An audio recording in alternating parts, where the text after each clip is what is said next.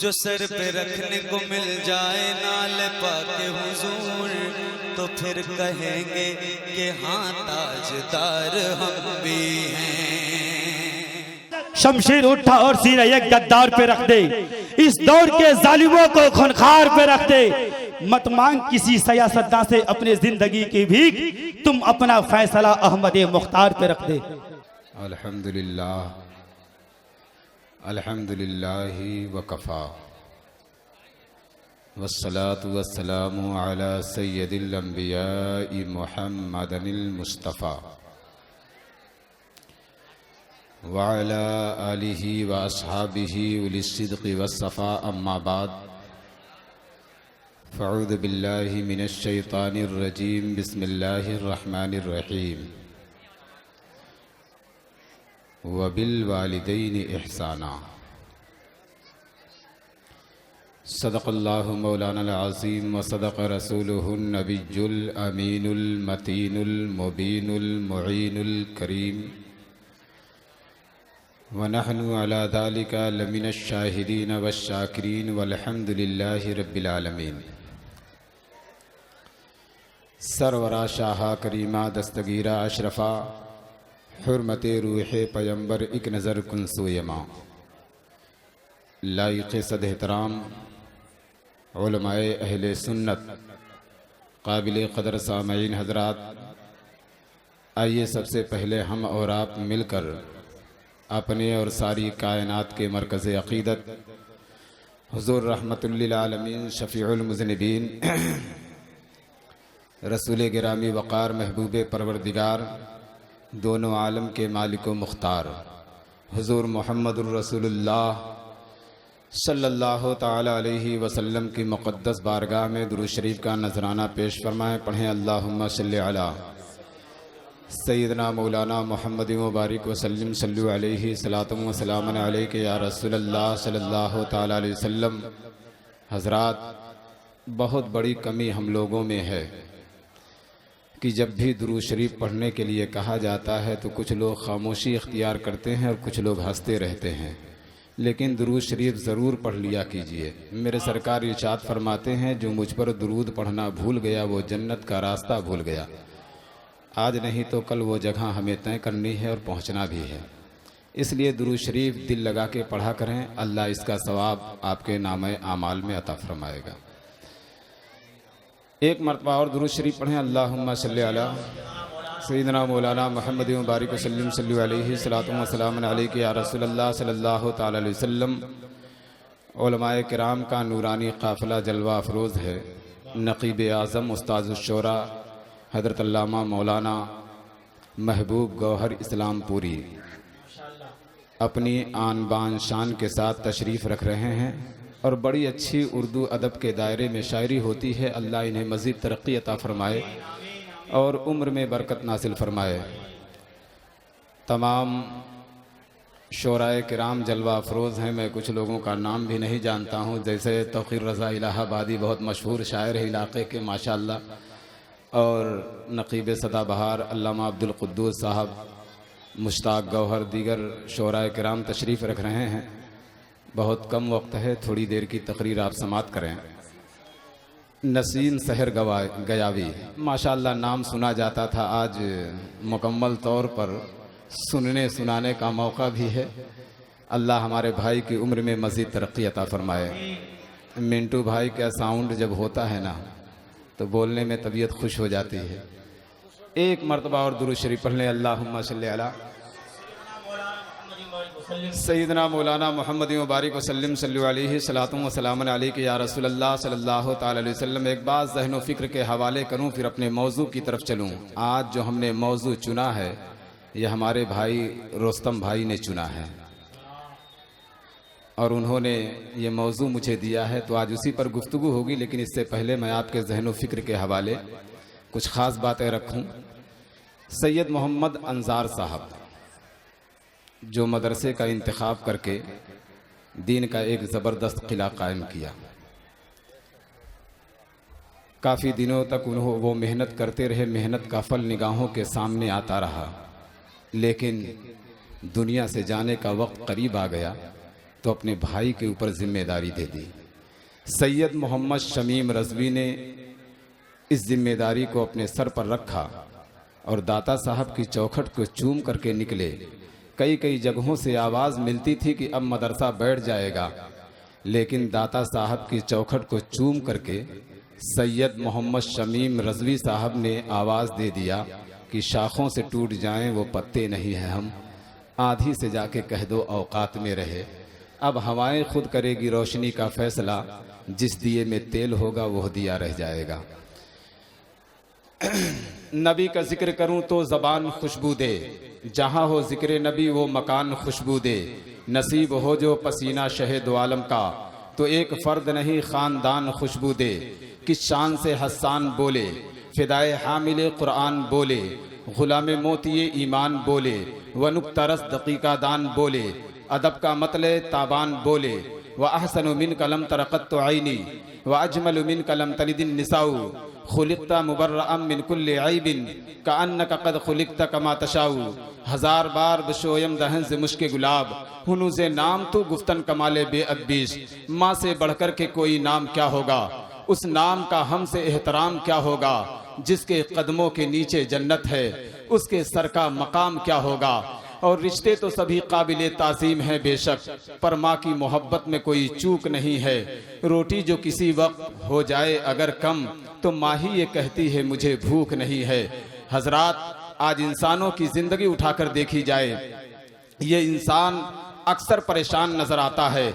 ये नौजवान तबका को देखिए, ये नौजवान तबका कभी कभी आकर के ये कह दिया करता है, कारी जर्रार साहब क्या हो गया है, कामयाबी क्यों नहीं मिल रही है, परेशानी में हम क्यों घिरे हुए हैं। और आपने तकरीर में एक जुमला कहा था कि अगर इंसान परेशानियों में घिर जाए, अगर इंसान मुसीबतों में गिरफ्तार हो जाए, तो किसी अल्लाह के वली का दरवाज़ा खटखटा दे तो कामयाबी मिल जाती है। आपके तकरीर में कहने के मुताबिक मैं गरीब नवाज के आस्ताने पर 11 दिन का चिल्ला किया मगर कामयाबी नहीं मिली। मखदूम कछौछा के दरबार में 1 हफ्ते का चिल्ला किया मगर कामयाबी नहीं मिली। ख्वाजा अब्दुल हलीम शाह चिश्ती के दरबार में मन्नतें मांगा, 3 दिन का चिल्ला किया मगर कामयाबी नहीं मिली। आखिर क्या हो गया है। उसकी ये बात सुनकर मैं सोचने पर मजबूर हो गया, आखिर ये इंसान इतनी अजीमुशान दरगाहों से खाली लौट करके कैसे आ रहा है। तो जब मैं कहीं फंस जाता हूँ और मुझे जवाब नहीं मिलता है तो मैं कुरान मुक़द्दस से सवाल करता हूँ, क्योंकि कुरान मुक़द्दस वो अजीम किताब है जो क़यामत तक हर होने वाले सवाल का मुकम्मल जवाब है। हमने कुरान मुक़द्दस से सवाल किया, ए कुरान तू बता आखिर इंसान के अंदर कौन सी ऐसी कमी है जिस कमी की बुनियाद पर इतनी अजीमुशान दरगाहों से खाली लौट करके आ रहा है। तो कुरान कहता है वबिल वालिदैन इहसाना, अपने वालिदैन के साथ अच्छा सलूक करो। फला तकुल लहुमा उफ़्फ़िन वला तनहरहुमा, अपने माँ बाप को उफ तक ना कहो। अब इन नौजवानों की जिंदगी जब हमने उठा करके देखी है, ये नौजवान जब अपने दोस्तों से मिलता है तो बड़ी अच्छी, बड़ी प्यारी, बड़ी सुलझी हुई गुफ्तगू करता है, मगर ये नौजवान जब अपने घर पर आ जाता है और अपने माँ बाप से गुफ्तगू करता है तो डांट डपट के गुफ्तगू करता है, झिड़क करके गुफ्तगू करता है, घूर करके गुफ्तगू करता है। मेरे आका इरशाद फरमाते हैं, जिसने अपने माँ बाप को एक मर्तबा घूर करके देखा, कल मैदाने महशर में उसके नेकियों के दफ्तर से सारी नेकियां खत्म कर दी जाएगी। मेरे सरकार इरशाद फरमाते हैं, अगर माँ बाप नाराज हो तो बेटा पूरी रात सजदा करे, अल्लाह उसका एक सजदा कबूल नहीं करता है। अगर माँ बाप नाराज हो तो बेटा एक हज नहीं बल्कि 100 हज कर ले, अल्लाह उसका एक हज नहीं कबूल फरमाता है। बल्कि शरीयत ये कह रही है कि अगर माँ बाप नाराज हो तो बेटा चाहे पूरी रात सजदा करे या काबे में जाकर के दुआ करे, ना उसकी कोई दुआ कबूल होती है और ना उसकी कोई इबादत कबूल होती है। बल्कि मैं कहना चाहता हूँ प्यारे, अगर माँ बाप खड़े हो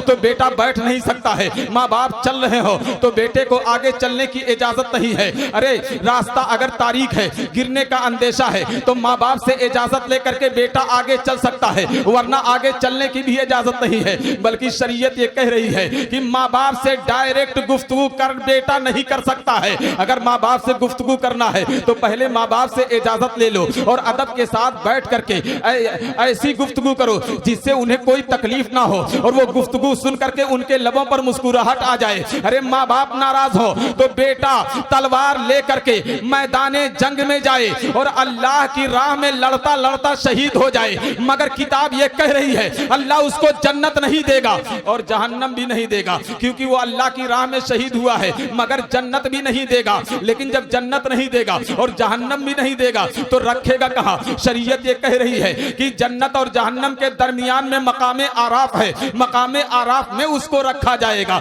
ना वहां जन्नत जैसी नेमत है और ना जहन्नम जैसा अजाब है। अरे माँ बाप अगर घर में तंगी आ जाए तो माँ बाप पर पैसे खर्च करो, घर में परेशानी आ जाए तो माँ बाप पर पैसे खर्च करो, घर में बीमारियां लग जाए तो माँ बाप पर पैसे खर्च करो। अगर माँ बाप पर पैसे खर्च करोगे ये तंगी आपकी दूर हो जाएगी। आओ जहन को जरा करीब कर लो ताकि बात अच्छी तरह से समझ में आ जाए। अल्लाह अकबर। जो बेटा अपने माँ बाप के ऊपर पैसा खर्च करता है अल्लाह इतना सवाब देता है, इतना सवाब देता है, ना वो सवाब मस्जिदें बनाने में देता है और ना मदरसे में चंदा देने में देता है, बल्कि जो बेटा अपने माँ बाप के ऊपर पैसा खर्च करता है अल्लाह उसकी उम्र भी बढ़ा देता है।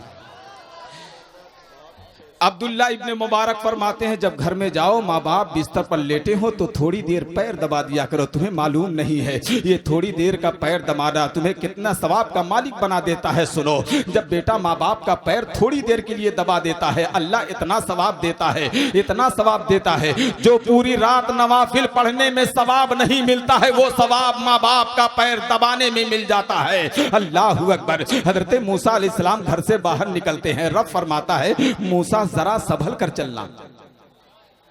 किसको कहता है? मूसा अलैहिस्सलाम को कहता है मूसा जरा संभल कर चलना। मूसा अलैहिस्सलाम अर्ज करते हैं परवरदिगार रोजाना निकल कर आता था मगर कभी तूने नहीं कहा मूसा जरा संभल कर चलना। तो रब फरमाता है ए मूसा कल तक तुम्हारी माँ हयात से थी, जब घर से निकलते थे तो वो दुआ करती थी कि परवरदिगार मेरे बेटे मूसा की हिफाजत करना। आज तेरे पीछे दुआ करने वाला कोई नहीं है। आज माँ बाप घर में रोते रहते हैं मगर बेटा पलट करके नहीं देखता है। बीवी एक मर्तबा कह दे आज सेब खाने की ख्वाहिश जाहिर हो रही है तो 2 किलो सेब आता है, लेकिन माँ के लिए कभी बेटा ये नहीं सोचता है कि लाओ माँ को चुप्पे से एक ही सेब ले जा करके दे दे। नहीं प्यारे, इंसान ये सोच नहीं रहा है आखिर क्या बात है। लेकिन वही माँ बाप जब इंतकाल कर जाते हैं तो उनके 10वां 20वां 40वां में 5 किलो सेब आता है और मौलाना साहब के सामने रख दिया जाता है, मौलाना साहब फातिहा कर लीजिए और खा लीजिए। मैं पूछना चाहता हूँ आप ये क्या समझते हो कि ये सेब कब्र में जाएगा? नहीं, ये सेब कब्र में नहीं जाएगा बल्कि इस सेब का सवाब माँ को पहुंचेगा मगर सेब कब्र में नहीं जाएगा। ये जो फातिहा में सेब लाने वाले हो पहले जिंदगी में माँ को खिला दो, कसम खुदा की एक सेब देखेगी तो माँ का दिल खुश हो जाएगा, माँ के चेहरे पर मुस्कुराहट आ जाएगी। कामयाबी चाहते हो तो सबसे पहले माँ बाप को राजी कर लो। मेरे सरकार इरशाद फरमाते हैं माँ बाप को अपने जब भी देखो तो मोहब्बत की नजर से देखो। मेरे सरकार इरशाद फरमाते हैं जो बेटा अपने माँ बाप को मोहब्बत की नजर से एक मर्तबा देखता है अल्लाह उसको एक मकबूल हज का सवाब अता फरमाता है। कितना सवाब? एक मकबूल हज का सवाब। तो जिसके चेहरे में इतना पावर है कि तुम्हें हज का सवाब दिला सकती है तो उसकी दुआ में कितना असर होगा। जरा जहन को थोड़ा सा करीब करें, बात बहुत अच्छी मैं आपके सामने रख रहा हूं। अल्लाहू अकबर।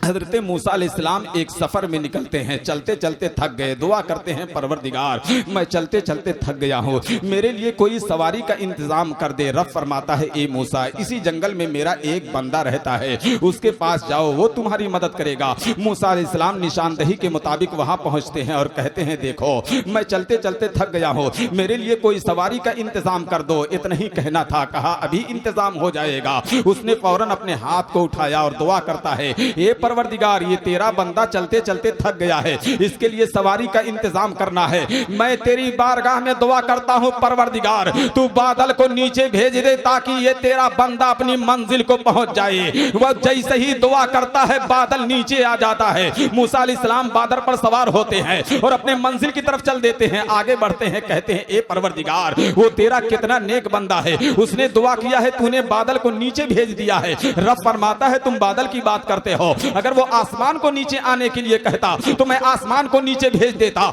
मूसा अलैहिस्सलाम कहते हैं, ए परवरदिगार, वो तेरा कितना नेक बंदा है, कितना परहेजगार बंदा है, कितना इबादत गुजार बंदा है। रब फरमाता है, मूसा वो नेक नहीं है, वो परहेजगार नहीं है, वो इबादत गुजार नहीं है, बल्कि अपने माँ का वफादार बेटा है। हे मूसा, इसकी माँ इस दुनिया में नहीं है, जब इसकी माँ इस दुनिया में थी ये अपने माँ की इतनी खिदमत किया है, इतनी खिदमत किया है, कभी माँ के आंख में आंसू नहीं आने दिया है। लेकिन कभी कभी माँ गुस्से में होती और डंडा लेकर के जब इसको मारना शुरू करती, ये खामोशी के साथ बैठ जाता था और माँ मारती रहती थी। ये खामोशी के साथ मार खाता रहता था और जब माँ मारते मारते थक जाती थी तो जल्दी से अपने माँ का पैर दबाने लगता था, अपने माँ का सर दबाने लगता था, अपने माँ को पानी अपने हाथों से पिलाता था, अपने माँ को खाना अपने हाथों से खिलाता था।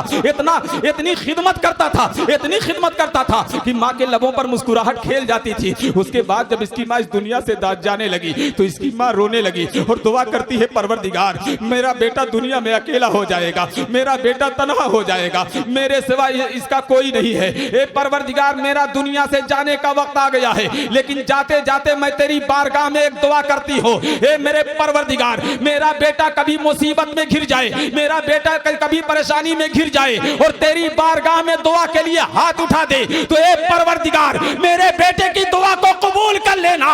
रब फरमाता है, ए मूसा, ये इसके माँ की दुआ का असर है। मेरे भाई, आपकी रगों में जो खून दौड़ रहा है वो आपके माँ बाप का खून है। हाथ जो चैन की रोटी तोड़ रहे हो, ये माँ बाप की देन है। क्या आपने सोचा नहीं होगा कि हमारी तमन्ना अच्छी अच्छी चीजें खाने की होती है? क्या हमारे माँ बाप की कोई ख्वाहिश नहीं है? अच्छी चीजें खाने का मन कहता है, बेचारे खामोश रहते हैं। एक बात सुन लो, आज जो तावीज लेने के लिए जाते हो, 1000 रुपया दे करके आते हो, तावीज भी असर नहीं करती है, तो वजह यही है कि माँ बाप नाराज हैं। अरे सबसे बड़ी तावीज आपके माँ बाप हैं। पीर साहब आ जाएंगे तो उनका हाथ चूमने के लिए 1 लाख लोग आ जाएंगे। मैं आपसे सिर्फ एक सवाल करता हूं, अगर आप हाथ उनका नहीं चूमोगे, उन्हें कोई फर्क पड़ेगा? नहीं फर्क पड़ेगा, क्योंकि लाखों की तादाद में चूमने वाले मौजूद हैं। लेकिन आपके माँ बाप के पास आपके सिवा कोई नहीं है, वो आपका रास्ता तकते रहते हैं। माँ बाप एक तमन्ना लेकर के अपने बच्चे को परवान चढ़ाते हैं, मेरा बेटा जवान हो जाएगा तो मेरा बेटा मेरी खिदमत करेगा, बुढ़ापे का सहारा बन जाएगा। लेकिन बेटा जब जवान होता है तो शराब की आदत लग जाती है, बेटा जब जवान होता है तो ताश के पत्तों पर अपनी जिंदगी को बर्बाद करता है, माँ भीख मांग करके गुजारा करती है। आओ एक बात को जहन में रखो ताकि अपनी बात को जल्दी से समेट सकूं। अल्लाह अकबर। हजरत मालिक बिन दीनार हज बैतुल्लाह के लिए जाते हैं और हज बैतुल्लाह से जब फारिग हुए तो रब की बारगाह में दुआ करते हैं, परवरदिगार, इस साल तूने कितने हाजियों के हज को कबूल फरमाया है, इतना ही कहना था। कह करके आप लेट जाते हैं, आंख लग जाती है तो आपने फरिश्तों के झुरमुट को देखा। फरिश्ते आपस में गुफ्तगू कर रहे थे। एक फरिश्ते ने कहा, इस साल अल्लाह ताला ने सारे हाजियों के हज को कबूल फरमाया है। लेकिन दूसरा फरिश्ता बोल पड़ा, नहीं, हारून बल्खी का हज इस साल भी कबूल नहीं किया गया है। जब हारून बल्खी का नाम सुनते हैं बेदार हुए तो आप मीना के मैदान में पहुंचे। कहा, ये बताओ हारून बल्खी कौन है? कहा, वो आप उनकी बात करते हो, वो तो बड़े नेक इंसान है, बड़े मुत्तकी और परहेजगार इंसान है। आप सोचने पर मजबूर हो गए कि अल्लाह ने उसका हज कबूल नहीं किया है, मगर लोगों की जबान पर उसके तकवा की तारीफ हो रही है, उसके परहेजगारी की तारीफ हो रही है। हजरत मालिक बिन दीनार कहते हैं, ये बताओ हारून बल्खी मिलेगा कहाँ? किसी ने दिखा दिया, वो देखो पहाड़ की चोटी पर अल्लाह की इबादत में मशगूल है, अल्लाह की याद में रो रहा है। हजरत मालिक बिन दीनार अपने कदम को हरकत दिए और चलते हुए पहाड़ की चोटी पर पहुंचते हैं। उसकी नजर हजरत मालिक बिन दीनार पर पड़ जाती है तो पुकार उठा, आओ यही कहने के लिए आ रहे हो कि मेरा हज मेरे मुंह पर मार दिया गया है? हजरत मालिक बिन दीनार जब इतना सुनते हैं तो दंग रह जाते हैं कि कहने के लिए तो यही आ रहा था, मगर इसको पता कैसे चल गया? कहा, हाँ, कहने के लिए यही आ रहा था, आखिर बता तुझको पता कैसे चल गया है कि मैं यही कहने के लिए आ रहा हूँ? अल्लाह अकबर। वो हारून बल्खी जब इतना सुनता है तो कहता है, बड़ी दर्द भरी कहानी है, बड़ी दर्दनाक कहानी है। उस कहानी को बयान करता हूँ तो कलेजा मुंह को आ जाता है। हजरत मालिक बिन दीनार फरमाते, बता तेरा हज तेरे मुंह पर क्यों मार दिया गया है? और तुझको पता कैसे चल गया है? इतना सुनना था। हारून बल्खी कहने लगा, आज से 40 साल पहले का जो जमाना था, मैंने जब जवानी में कदम रखा था, मेरी संगत गलत लड़कों के साथ थी। मेरे दोस्त जो थे वो शराबी थे, वो ताश के पत्तों पर अपना गुजारा किया करते थे, उनको शराब की आदत लगी हुई थी और उनके साथ मेरा उठना बैठना था। वो लोग रोजाना मुझको शराब की दावत देते थे, मगर मैं इनकार करता रहा कि मैं शराब नहीं पीऊंगा, शराब हराम है और मुसलमान शराब नहीं पीता है। मगर रोजाना वो लोग कभी माँ की कसम दे करके, कभी बाप की कसम दे करके, कभी अल्लाह की कसम दे करके शराब पिलाने की कोशिश करते। तो कहता हराम काम है, मैं अल्लाह के नाम पर भी हराम काम नहीं करूंगा, माँ बाप के नाम, माँ बाप की कसम, ये सब कसम मानी नहीं जाती है, इसलिए मैं हराम काम किसी कीमत पर नहीं करूंगा। मगर इनके दोस्तों का कोई फंक्शन था और उस फंक्शन के ताल्लुक से कहा, आज दोस्ती के नाम पर थोड़ी सी शराब पी लो। तो दोस्ती के नाम पर उन्होंने थोड़ी सी शराब पी ली। उसके बाद दूसरे दिन लोगों ने कहा, अरे जब थोड़ी सी पी ली हो तो थोड़ी और पीने में क्या दिक्कत है? वो हारून बल्खी कहते हैं कि मैं रोजाना शराब पीने लगा और शराब पीते पीते शराब की आदत इस तरह से लग गई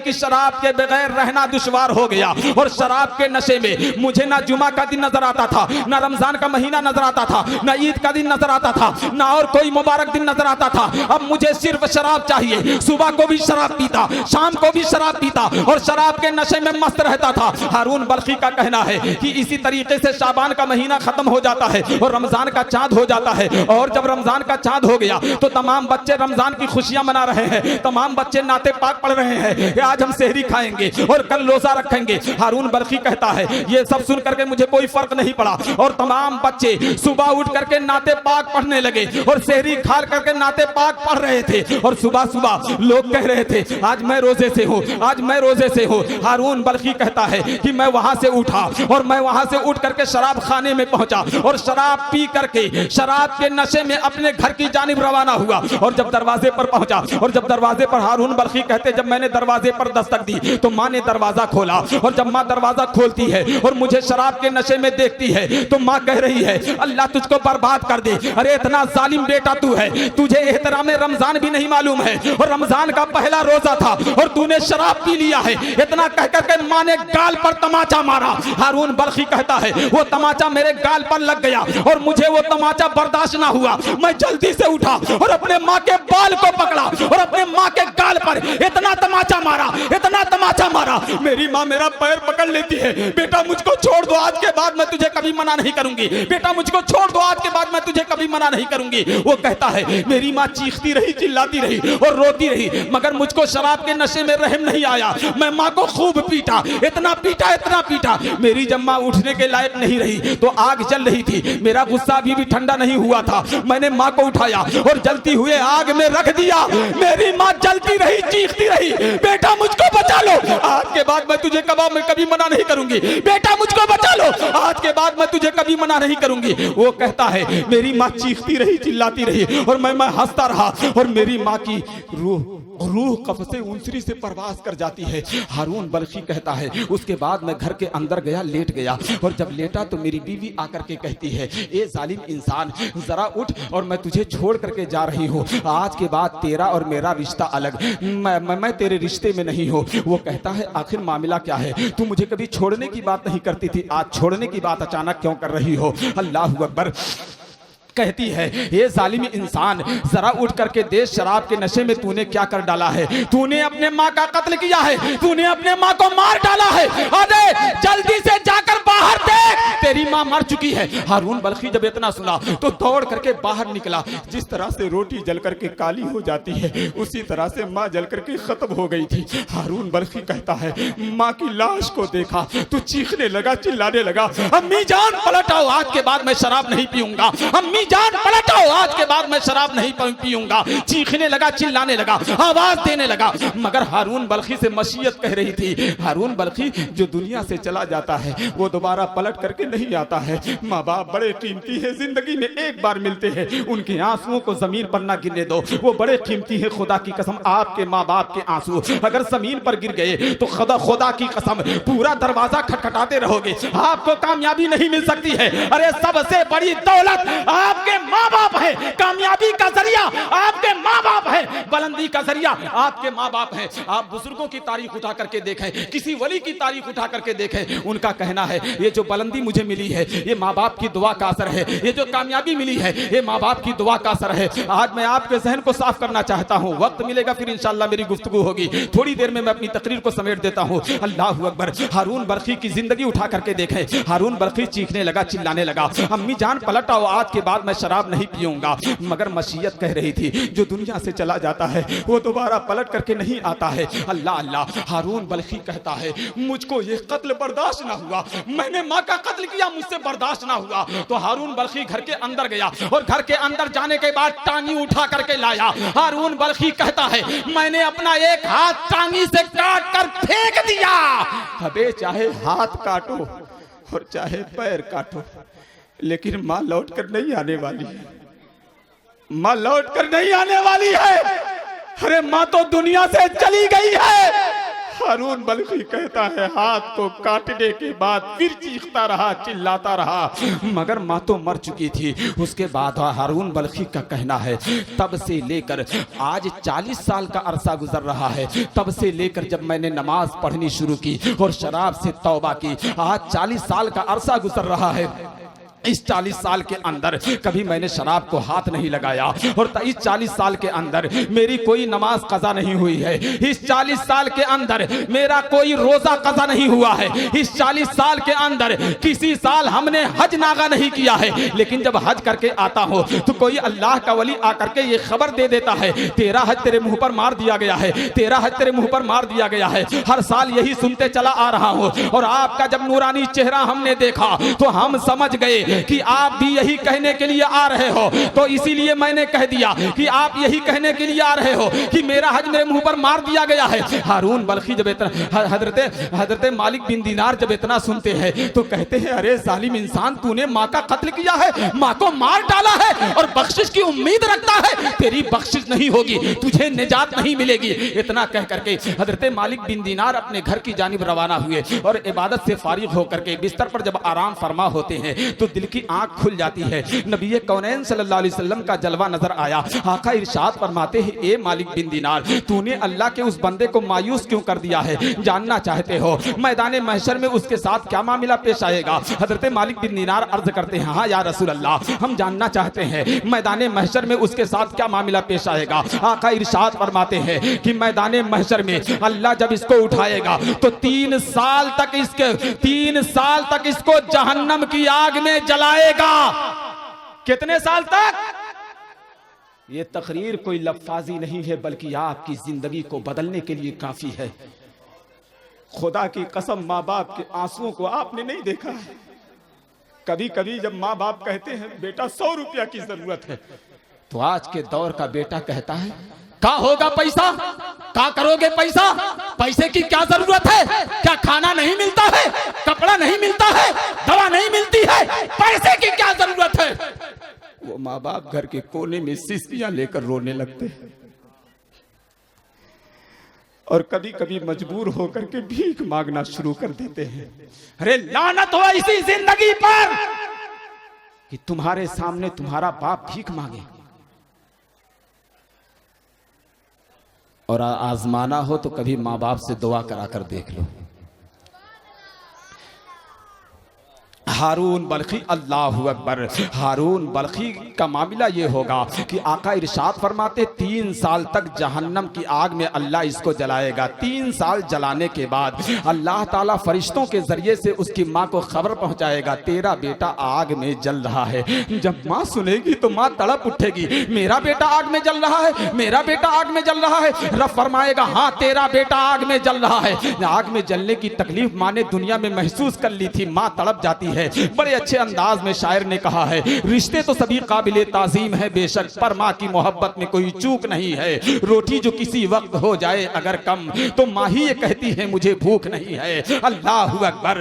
माँ तड़प जाती है, कहती है परवरदिगार मेरा बेटा आग में जल रहा है। रब कहेगा हाँ तेरा बेटा आग में जल रहा है, तेरा बेटा तुझे जला करके मारा है, उसकी सजा यही है, उसको आग में जलना होगा। कहेगी परवरदिगार मेरा बेटा मुझको जला करके मारा है, लेकिन ए परवरदिगार वो वो मेरा बेटा है, मेरा अपना खून है, मेरा लख्ते जिगर है, मेरा नूरे नजर है। मैं अपने बच्चे को आग में जलता नहीं देख सकती, मैं अपने बच्चे को आग में जलता नहीं देख सकती। तो रब फरमाएगा तेरी तमन्ना क्या है, तेरी ख्वाहिश क्या है? वो कहेगी परवरदिगार मेरी तमन्ना ये है कि मैं भी जन्नत में जाऊं और मेरा बेटा भी जन्नत में जाए।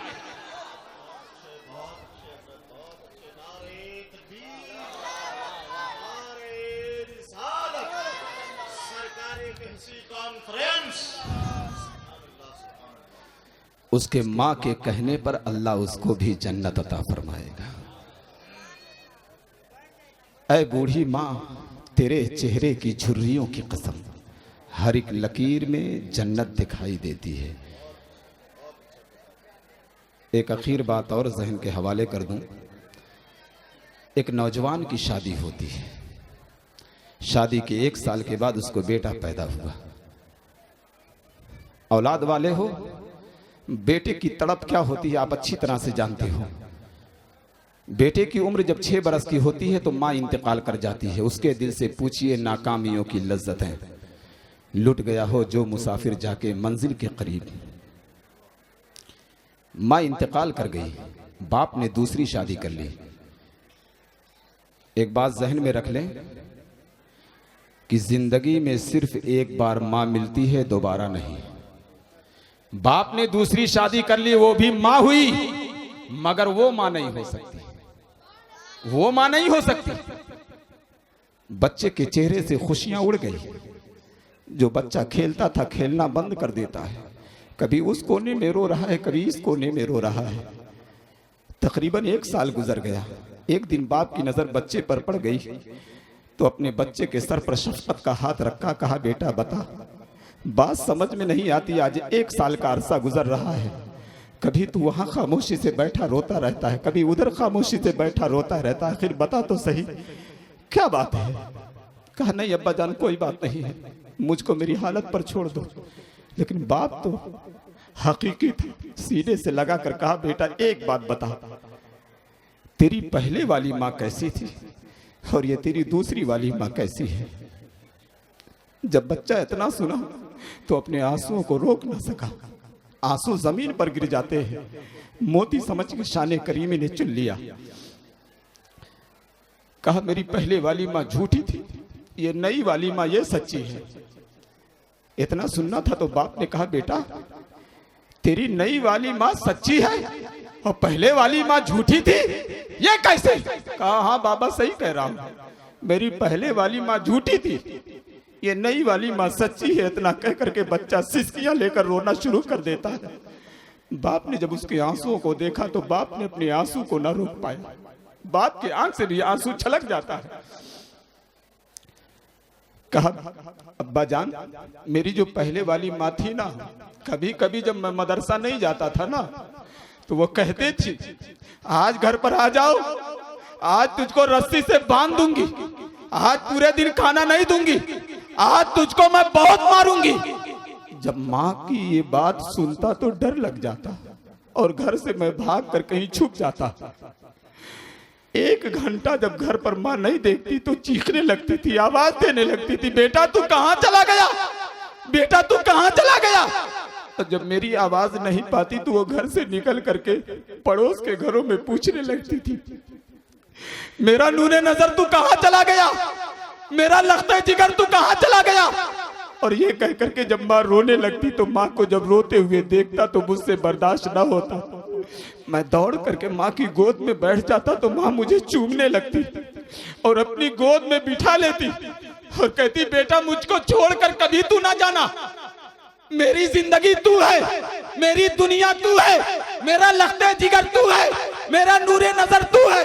उसके बाद माँ अपने हाथों से मुझको खाना खिलाती थी, सर पर तेल रखती थी और बिस्तर पर लेटाकर मेरा सर दबाती थी, पैर दबाती थी। जब मैं सो जाता था तब माँ जाकर के सोती थी। और ये जो नई वाली माँ है ना, ये जब कहती है आज रस्सी से बांध दूंगी तो ये मुझको रस्सी से बांध देती है और कहती है खाना नहीं दूंगी तो पूरे दिन खाना नहीं देती है और ये कहती है बहुत मारूंगी। ये देखिए अब्बा जान पूरे बदन में निशान पड़ा हुआ है, ये मुझको बहुत मारती है। वो कहती थी आज रस्सी से बांध दूंगी, मगर नहीं बांधती थी। कहती थी खाना नहीं दूंगी तो खाना अपने हाथों से खिलाती थी और कहती थी आज पूरे दिन तुझे मैं भूखा रखूंगी, मगर अपनी गोद में बिठा करके वो खाना खिलाती थी। वो जो कहती थी वो नहीं करती थी। ये जो नई वाली माँ है, ये जो कहती है वही करती है। ये जब कहती है रस्सी से बांध दूंगी तो पूरे दिन बांध के रखती है, और जब ये कहती है बहुत मारूंगी, वो बहुत मुझको मारती है और पूरे पूरे दिन खाना नहीं देती है। इसीलिए अब्बा जान मैं कहता हूँ मेरी पहले वाली माँ झूठी थी। वो जो कहती थी नहीं करती थी, मगर ये नई वाली माँ सच्ची है। ये जो कहती है वही करती है। प्यारे मैं आपको जहन दे रहा हूँ, माँ बाप बाजारों में नहीं मिलते हैं, ये बड़े कीमती है। इनकी अहमियत को समझो, जाने के बाद इनकी अहमियत पता चलती है। माँ बाप जिनके जिंदा है, मैं रब की बारगाह में दुआ करता हूँ परवरदिगार उनकी उम्र में बरकत नाजिल फरमा और हमें खिदमत करने की तौफीक रफीक अता फरमा। माँ बाप के चेहरे में वो तासीर है जो तुम्हें हज का सवाब दिला सकती है। तो इसीलिए मैं जहन दे रहा हूँ, अपने माँ बाप की खिदमत करो और इतनी खिदमत करो कि उनके लबों पर मुस्कुराहट आ जाए। अभी तक आपने तावीज का दरवाजा खटखटाया है, अभी तक आपने मौलाना से दुआ लेकर, अभी आप मौलाना से दुआ लेकर के आए हैं। अरे दाता साहब का फैज भी नहीं मिलेगा, गरीब नवाज का भी फैज नहीं मिलेगा जब तक माँ बाप राजी नहीं होंगे। अगर चाहते हो गरीब नवाज का फैज मिल जाए तो सबसे पहले माँ बाप को राजी कर लो। और एक बात जहन में रख लो, जब कामयाबी ना मिलती हो और तरक्की ना मिलती हो, आपका काम ना बनता हो और तावीज ला करके हार गए हो और दुआ करते करते थक गए हो, तो सबसे पहले जाओ माँ बाप की खिदमत में और उनकी खिदमत में कुछ चीजें लेकर के हाजिर हो जाओ और उन्हें अपने हाथों से खिलाओ और चलते वक्त उनको अपना काम बता दो और कह दो आपकी बारगाह में मैं इल्तिजा करता हूँ कि मेरे लिए आप दुआ फरमा दें, कामयाबी मिल जाए। कसम खुदा की अगर उनके लबों पर मुस्कुराहट खेल गई तो आपका काम बन जाएगा, आपको कामयाबी मिल जाएगी। अल्लाह ताला सुनने से ज़्यादा हम सबको अमल करने की तौफीक रफ़ीक अता फरमाए। फिर इंशाअल्लाह मौका मिलेगा तो मेरी गुफ्तगू होगी। वाखिर दावाना अल्हम्दुलिल्लाह रब्बिल आलमीन। उलमाए किराम की तादाद बहुत ज़्यादा है। इतनी देर तक मैं आपके सामने हाजिर रहा। इतनी ही गुफ्तगू अगर ज़हन व फ़िक्र में बैठ जाए तो खुदा की कसम ज़िंदगी संवारने के लिए काफ़ी है। माँ बाप की खिदमत करें, अल्लाह ताला कामयाबी अता फरमाएगा। अस्सलामु अलैकुम।